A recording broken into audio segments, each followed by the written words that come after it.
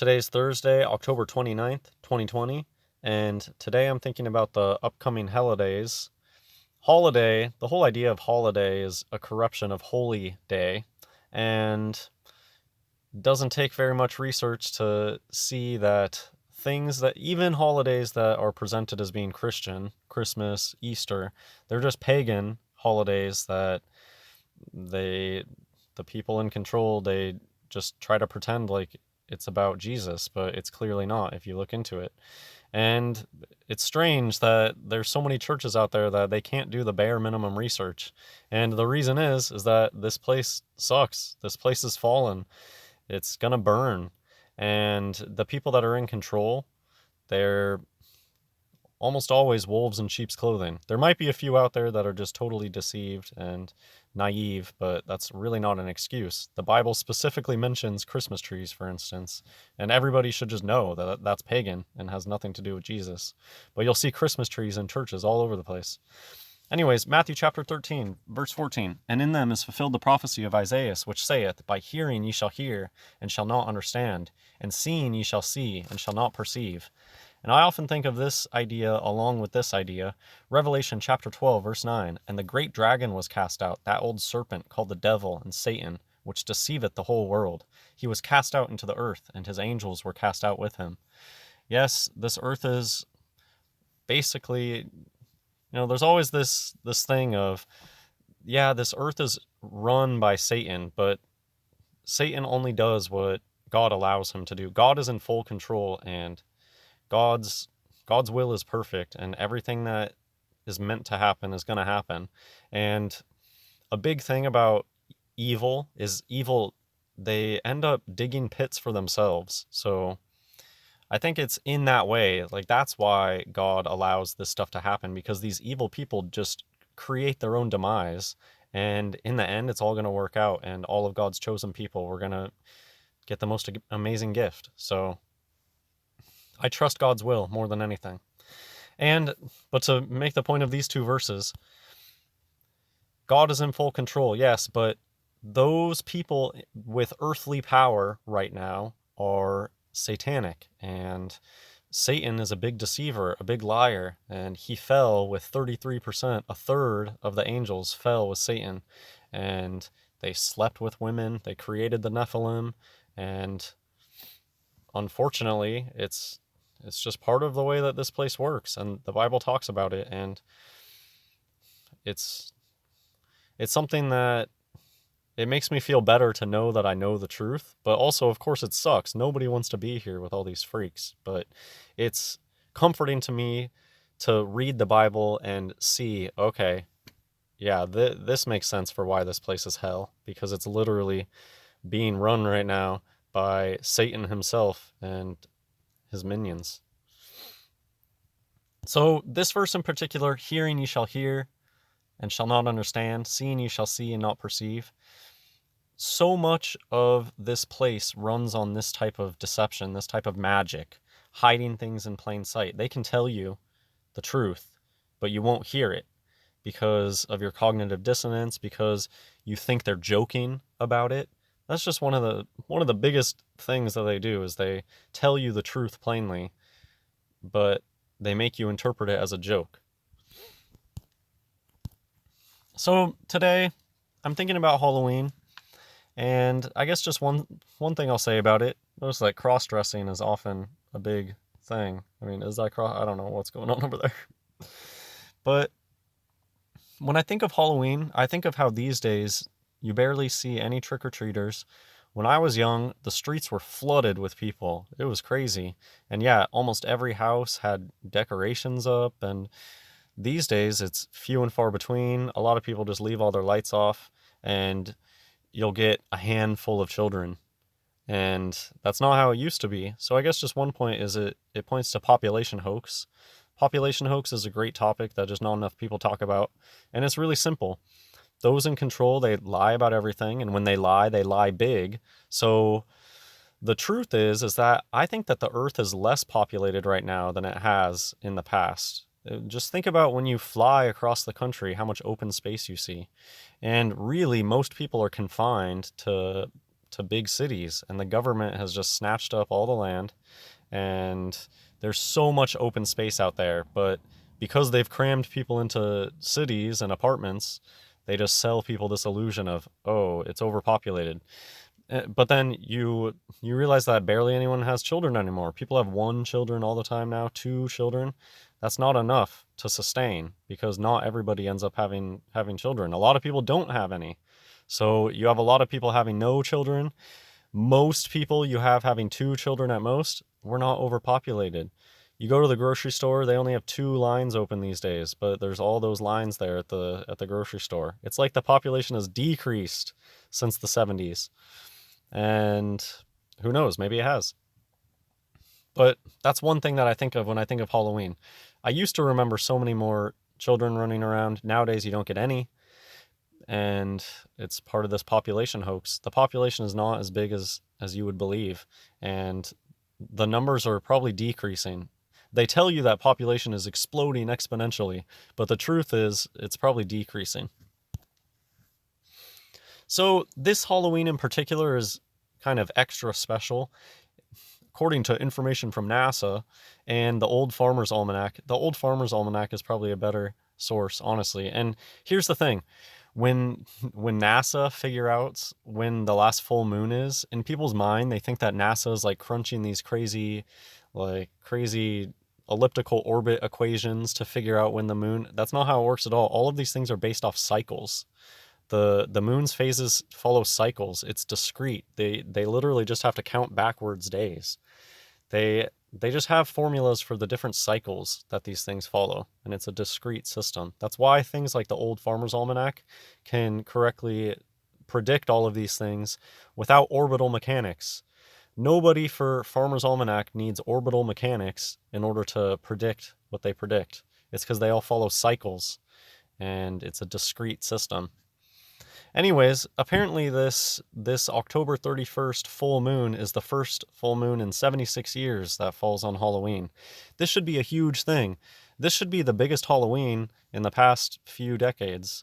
To have Halloween on a full moon, everybody should be out, but it's going to be there's going to barely be anybody doing anything this Halloween because the whole psyop they got going now. So I think that's an interesting thing happening this year. I guess I'll get to it in a second. So yeah, 1944 was the last time a full moon was seen on Halloween. And I like how here they just talk about the Farmer's Almanac. They don't need NASA. And I posted this on my community tab. Did you guys see this?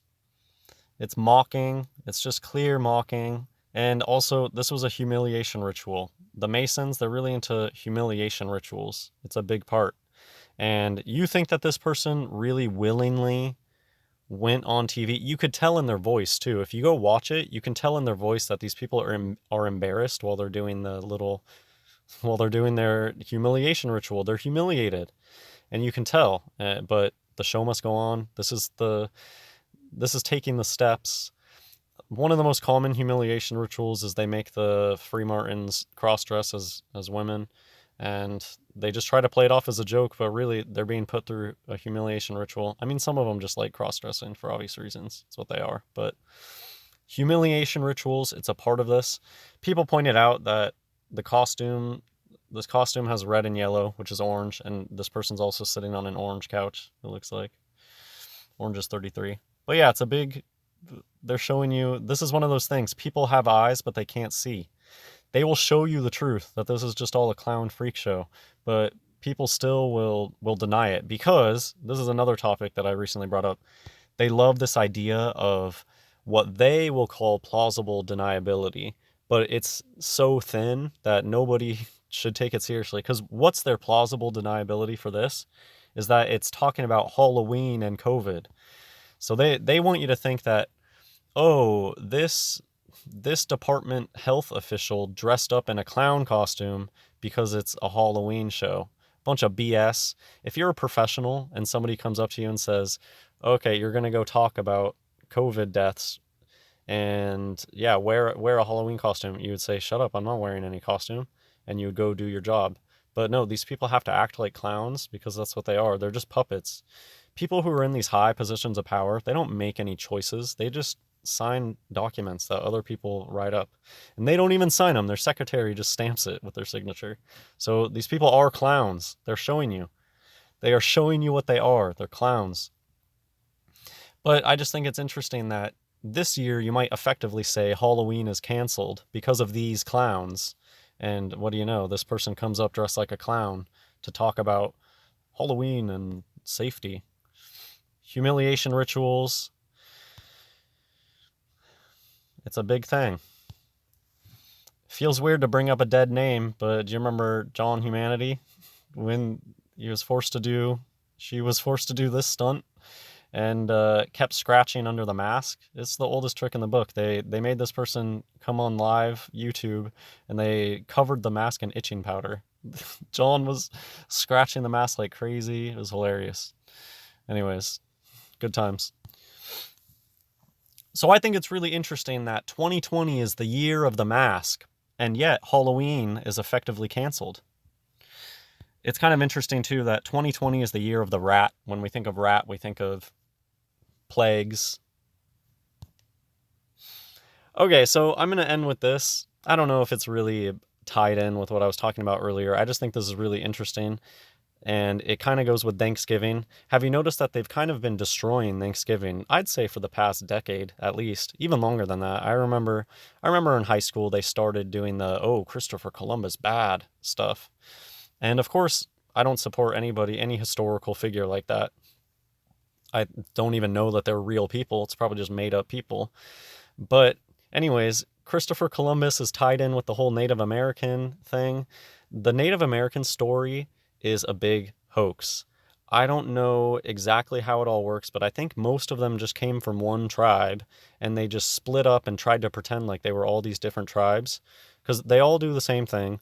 And most of their languages, what this is about is something that I'm really interested in, which is the phony Native American languages. They try to pretend like there's a million different Native American languages, but the thing is that nobody actually speaks it. All these people, they speak English in their house, and it is my firm belief that almost all of their alleged languages are nothing more than a handful of expressions. That's not a language. They're bullshitting you. That's not a language. Anybody can come up with 20 expressions and put on a headdress and pretend that they're native. That's the extent of it. Look at this. So first, I guess I'll explain the context of this video. This was some just YouTube video about languages, and it had a clear, when it's just really obvious, you can tell that they're trying to push a narrative. They would have somebody come on and speak Dutch. So they were having people speak languages, and they're having this guy try to guess what the language is. It was just kind of they had this, not so subtle plot line in this. Like the Dutch speaker, they made sure to pick a dark-skinned person, and so they were trying to sell this message of, what do Dutch people look like? Oh, Dutch people are black. Anyways, when it got to the Native American person, just notice how little this person speaks. It's like, is this a language? If this is all you can say, can you really say that it's a language?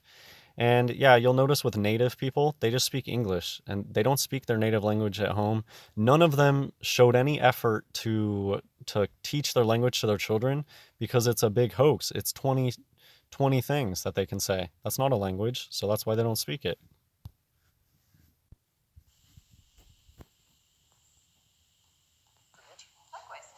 Web.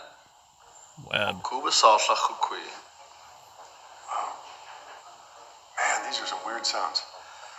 I'm going to go randomly in a different direction and guess that this is a Native American language of some sort. How do you say no in your language? Wookiee. Oh, well then maybe that was a yes, huh? Oh. Hey, Eric. Yes. Obviously there's something more specific. So I speak Makah, Okay. or Quequetic-Chuck, from the Makah Indian Reservation out of Nia Bay, Washington. Yeah, no, I've been there several times. Cool, yeah. Would you like to learn something? Yeah, sure. Something with a difficult sound. Uhuatlak. Uhuaklak. Uhuaklak. Means like hello. Like, is that you? Oh. Like, hello, like, is that you? Oh, it's you, sort of thing. And it has to. talk. Good talk. Yeah, it's a tough one though. It takes a long time. Awesome, good job, man. Thanks. Took him a long time to figure out the "is that you?" All right, so there you go. That was a Macaw speaker. They know how to say hi, how are you? Yes, no. Does that make a language? The other people who spoke real languages, they actually said interesting things. They were insulting the people doing this production. The production team kept trying to get these people to insult the guy in their language to try to get him sounding angry and stuff. So I just thought it was hilarious when they come to this Native American guy and he says literally like 3 things. Hi, how are you? Yes, no. That's not a language. Okay, well, hope you enjoyed the video. God bless everyone.